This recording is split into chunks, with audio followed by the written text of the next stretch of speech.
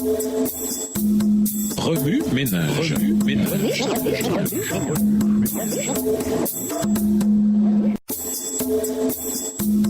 Remue ménage.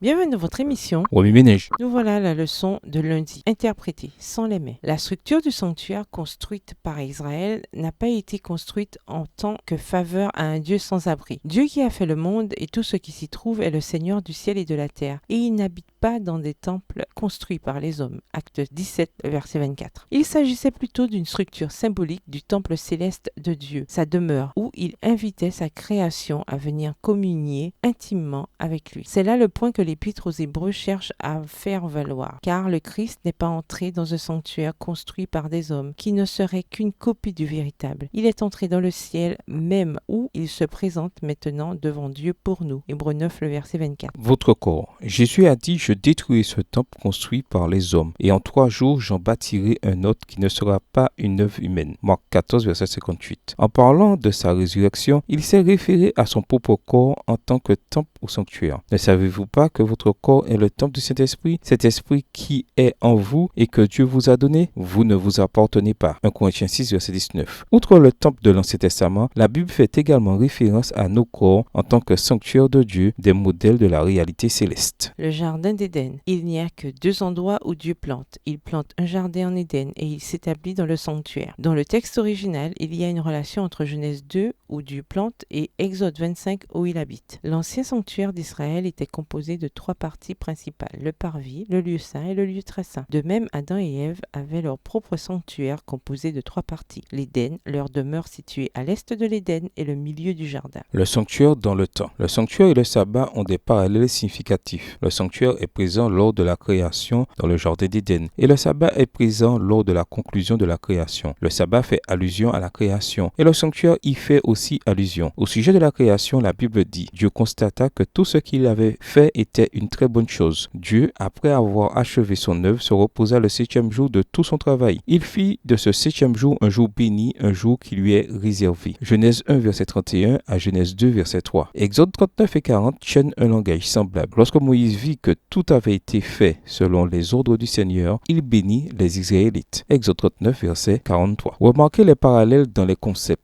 Constata, vit, une très bonne chose, selon les ordres, fit, était fait, béni, béni. Le sanctuaire et l'éducation. Du mont Sinaï, dans le désert où Israël séjournait, Dieu a voulu révéler sa norme merveilleuse du caractère, l'idéal établi lors de la création. Adam avait été créé en tant que fils de Dieu. Luc 3, le verset 38. Alors qu'il contemplait le caractère de Dieu, Moïse déclara, l'Éternel, l'Éternel, Dieu miséricordieux et compatissant, lent à la colère, riche en bonté et en fidélité.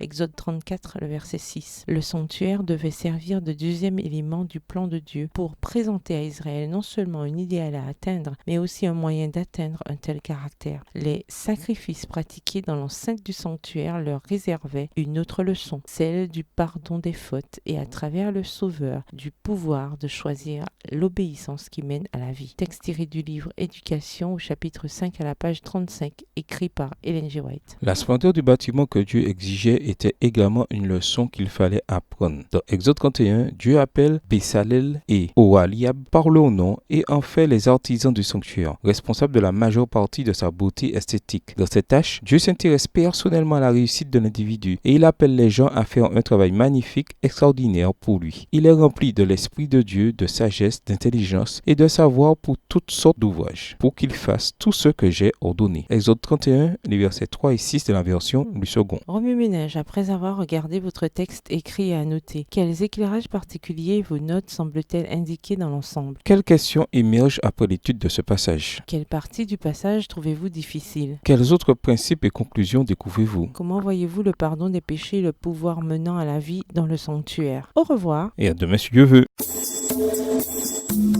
Remue ménage. Remue ménage.